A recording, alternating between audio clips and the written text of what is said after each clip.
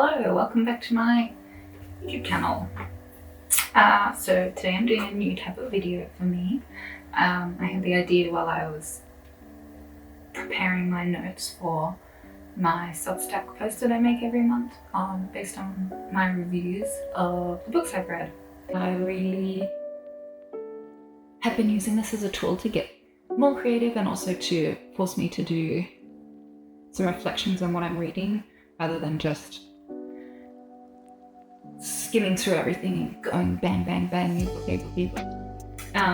So I decided that it would be cool to add a little video as well because I really enjoy engaging with bookish content. I really enjoy watching any kind of book YouTube videos. I've been watching them for years and they're always a great source of inspiration about what is coming out and what I might find to read next. So I hope that you find this a useful video. So I'm gonna do my reviews from worst to best for the reading of the month. Stole this from the book Leo because I don't know, she's amazing and I think it's a really good idea to go from worst to best because saving best to last. So yeah, the first book I read was Pet by Catherine Chitty. It was read for Bad Women Book Club. I don't have a copy. I borrowed it from a friend who also goes to book club. I didn't buy it because I didn't think that I would enjoy it, and I was right. It was about this girl called Justine, and she's about 14. Her mum died last year, and she's going to school, and she's in like the final form of school year. I don't know, I said form. Final year. And her best friend Amy is a sort of outcast, but she's also sort of an outcast, and there's a new teacher at the school. She's a hot stuff. They love her. She wears beautiful makeup and she's got gorgeous blonde hair and a little convertible, and she wears ridiculous shoes. And she's also always on a diet. So much fun. And the entire school is obsessed with her. Even everyone she meets is obsessed with her. Everyone's just like, oh my god, what is her name? Miss Price. Her name's Miss Price. And she also, her family died in a car accident, so she is widowed. No, that's the main one. What's the other one? Anyway, she's widowless. I cannot remember. But anyway, the blurb mentions that there's quite a lot of racism in the town because it's the early to late 80s, but the book doesn't really go into that at all. There's just like general hints of racism and nothing concrete. Obviously it doesn't need to be concrete to be racism, but I felt like it needed to be more concrete to be included on the back of the book. So I was just waiting for it to be more obvious and more aggressive, I guess. The writing was really easy to read. It was very quick. It wasn't anything showy, but it was good. Easy to read writing, just not the plot for me. I gave it 2 stars, I want to say. Yeah. The second one I read, which I do have a copy of, is Falling Awake by Oswald. This year I've been doing a collection of reading a collection of poetry every month to kind of get through the poetry books that I already had on my shelf. And I don't really read poetry because I haven't, I guess, found the poetry that I enjoy. When Lang Leave was big in high school, at the end of high school, I did read that, and also Rupi Kaur.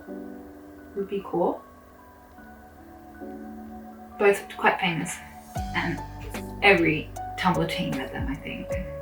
So since then I haven't really read a lot, and I did have a couple of collections on my shelf. So I started reading them, and I accidentally had read one a month, and by March I was like, okay, well, I'll lean into this and I'll read one a month for the rest of this year as a little challenge on Storygraph, which is the app I use to track my reading. I currently have a 500-day streak of reading every day, which is astonishing, especially considering the last 500 days I've had. Oh, 500 days of reading. We'll make a new book. a new movie. Great job. Anyway, the book was a bit bland. I was really excited to read it because I generally, when I'm at a bookshop, I don't love to read the blurb. I generally skim it to see kind of themes, if anything sticks out to me, and then I will open up a random page and read a little bit and see how I enjoy the writing. And this one, I read something and it was just like beautiful. I had to buy it, even though it was $37.99 for this teeny tiny book. Publishing is wild, but also I fully respect it, and I would pay more for books. I wish they were cheaper, but it's worth it in my opinion. So I was reading through, was getting very lackluster bits, and I was like, well, why am I reading this? I was going to give up, but I got through to half, and there's a sudden new bit. It breaks apart the book, and it no longer has page numbers, sorry. And I was like, well, I can't give up because I don't know what page I'm on, so I can't track it and say that I'm finished or didn't finish it. So I kept reading, and then I was again going to give up, and I was like 6 pages from the end, and I was like, asked Emma, my partner, if she wanted to hear me read it aloud, and I warned her that it wasn't good. And then as I was reading it aloud, it was suddenly like 9 times better. So I think that I'll probably go back and reread this aloud. I just think that is the best way to read Falling Awake. Okay, next book is Oranges Are Not the Only Fruit by Jeanette Winterson. I picked this one up because it was a LGBTQI+ classic, and I kind of feel like you have to read all the cult classics, although I'm erring, one of those words, more on maybe I don't need to read the classics, because I saw a video the other day that said if you read 50 books every year for the rest of your life, you will likely only get to read another 2,000 books. And that was terrifying to me, so I've decided to be really ruthless with my did not finishes. And I'm now going to be more ruthless with what I pick to read, because there are so many good books out there, and there's always so many more good books coming out that I just don't have time to read what isn't great, which is really reflected in my reading stats. So I've got 8 5-star books, 8 4-star books, and then a couple in the middle, but nothing below a 2, I don't think, which is really good. I just give up. If I'm not going to enjoy it, I'm not going to read it. What's the point? What's the point of forcing myself? Even if I've already bought it, I bought it, I took a chance, and I'm supporting the industry, so I'm happy with that. But yeah, this wasn't for me. I don't really enjoy stories about religion because I don't really have much experience with religion. I didn't go to a private school. I've never even been to church. I would read more books by her, but not for me. Coming of age religion, I'm not there. Don't need that. Next book. This was for my other book club, the book club that I host called Inquiring Minds.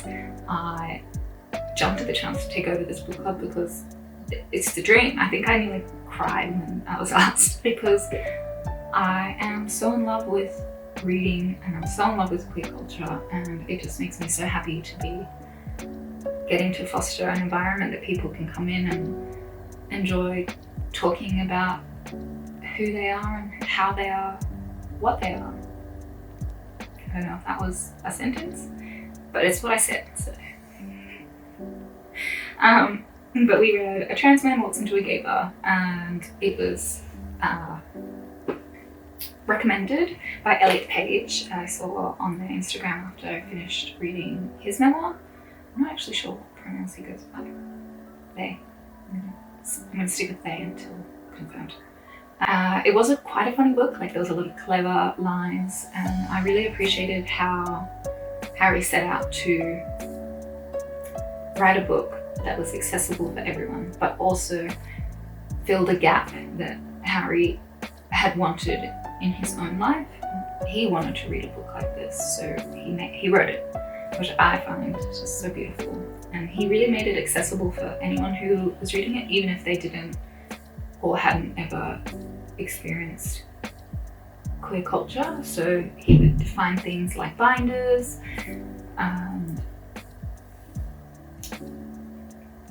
give like little summaries of what things meant, which I really appreciated. I know that it's not the best. No, it's not the best, but when you're reading something and you're like, oh, I already know that. But I still found it useful. It just warmed my heart, I guess. I'm too sappy. Okay. What is my next book? Ooh. Okay, second to last book for the month. This one's an ARC because I work at the bookshop. I get to pick them up. ARC is I forgot what ARC means. It's the unfinished one, but ARC stands for something. And I'm gonna pop it here.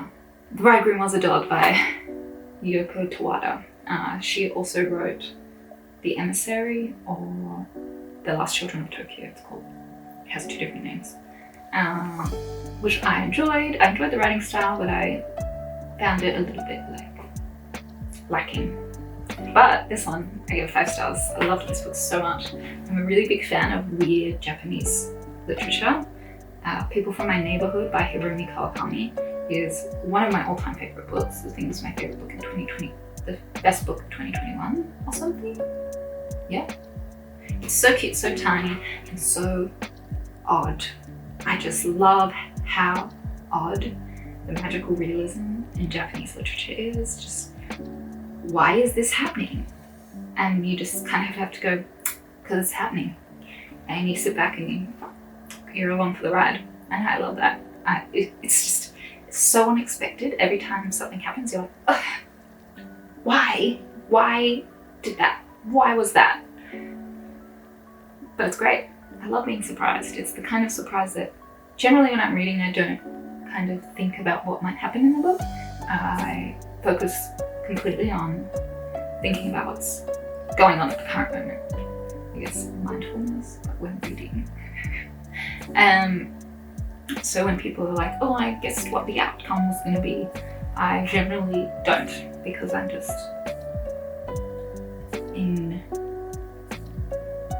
we're playing charades now.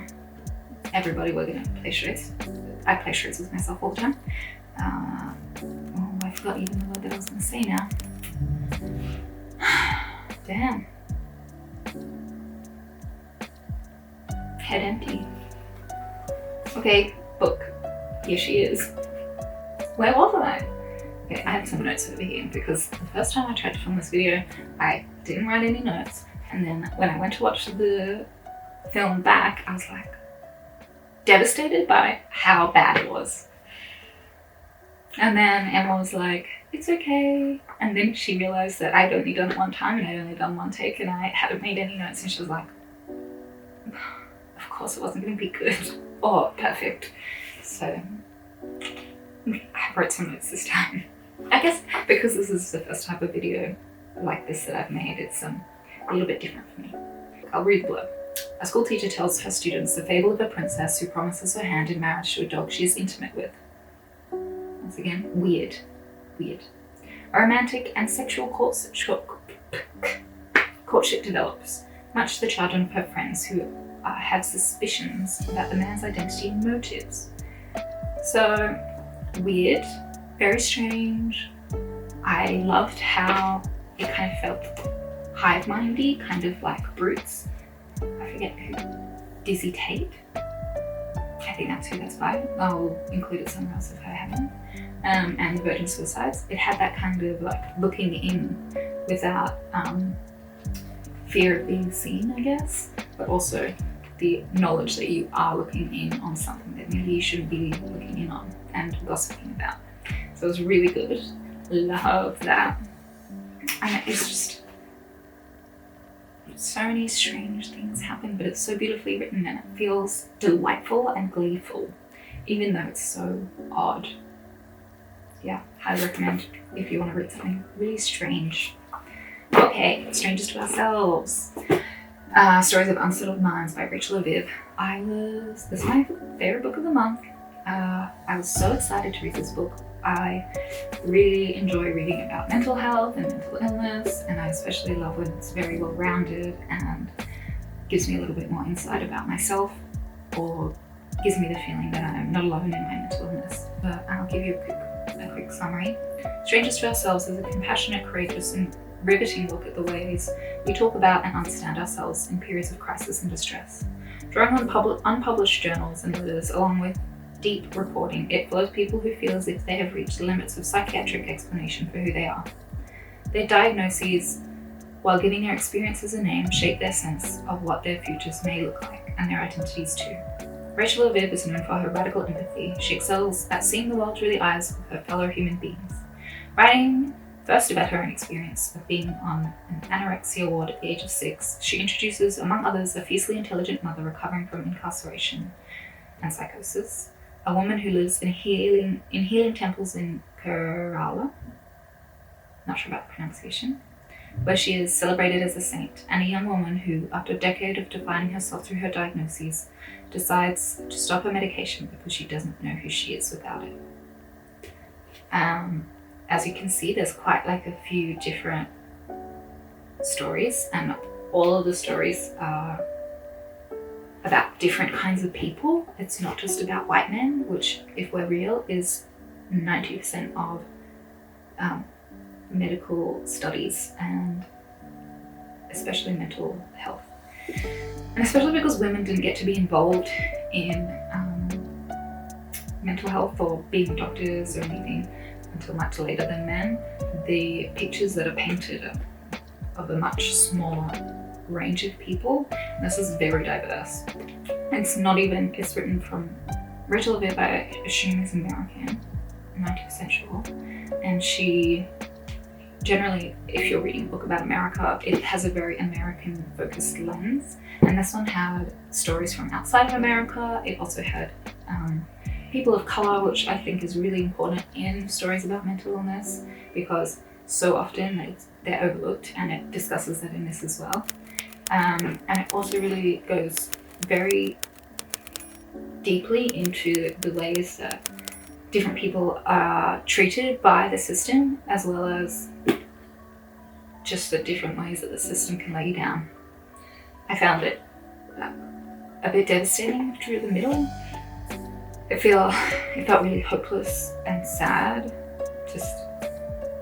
It's devastating to realize how little we actually know about mental illness, and as someone who is struggling with a diagnosis, I'm not struggling anymore, but has struggled with my diagnoses, I did find it really troubling to get through. And there was a lot of things that I didn't know before that were really interesting. I didn't know that it's actually a myth that you have a chemical imbalance in your brain. They have no idea why the serotonin medications work, or SSRIs. They really don't know. They don't know anything, which is just terrifying. But here we are. At least she's doing some research, and yeah, it has a really beautiful color as well. Yeah, that was everything that I read in June. I hope that you enjoy my little wrap up. I'm going to be posting my next one next month, hopefully earlier than midway through the month. But yeah, thanks for watching. I appreciate it. Yeah, have a lovely day.